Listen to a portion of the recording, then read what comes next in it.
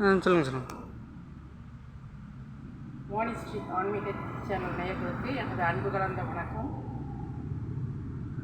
இன்று வியாழக்கிழமை, குருவாரம். குரு பிரம்மா, குரு விஷ்ணு, குரு தேவோ மகேஸ்வரகா, குரு சாக்ஷாத் பரம் பிரம்மா, தஸ்மை ஸ்ரீ குருவே நமக. நான் நின்று கொண்டிருக்கின்ற இடம் திருவாரூர் தட்சிணாமூர்த்தி சுவாமிகள் ஜீவ சமாதி பீடம். தட்சிணாமூர்த்தி சுவாமிகள் ஐயா அவர்கள் மனிதனாக பிறந்து இறைவனால் ஆசீர்வாதம் செய்யப்பட்டு இறைவனாக சித்தராக இப்பூமியில் 18ஆம் நூற்றாண்டில் வாழ்ந்தவர்.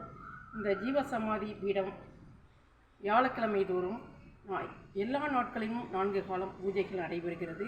வியாழக்கிழமை பல ஆயிரம் பேருக்கு அன்னதானம் செய்விக்கப்பட்டு பூஜைகள் செய்யப்பட்டு இரவு மக்கள் இங்கு தங்கி குரு வழிபாடு, குருவினுடைய ஆசீர்வாதமும் பெறுகிறார்கள். ஒருவருடைய ஜாதகத்தில் குரு பலம் இல்லை என்றால் ஒருவருடைய வாழ்க்கையில் பல வகையான மைனஸை சந்திக்க நேரிடும்.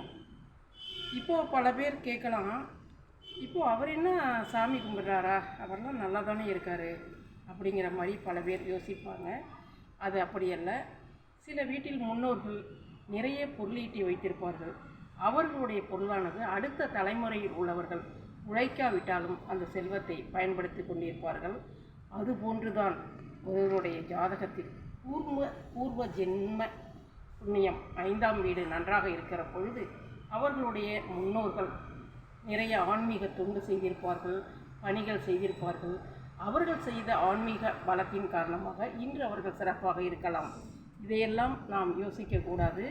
ஒவ்வொருவரும் வியாழக்கிழமை தோறும் சித்தர்கள், ஞானிகள், யோகிகள், தவசிகள் இவர்களுடைய ஜீவ சமாதிக்கு சென்று வழிபெற்று வழிபாடு செய்து வளம் பெற வேண்டும் என்று அன்போடு கேட்டுக்கொள்கிறேன்.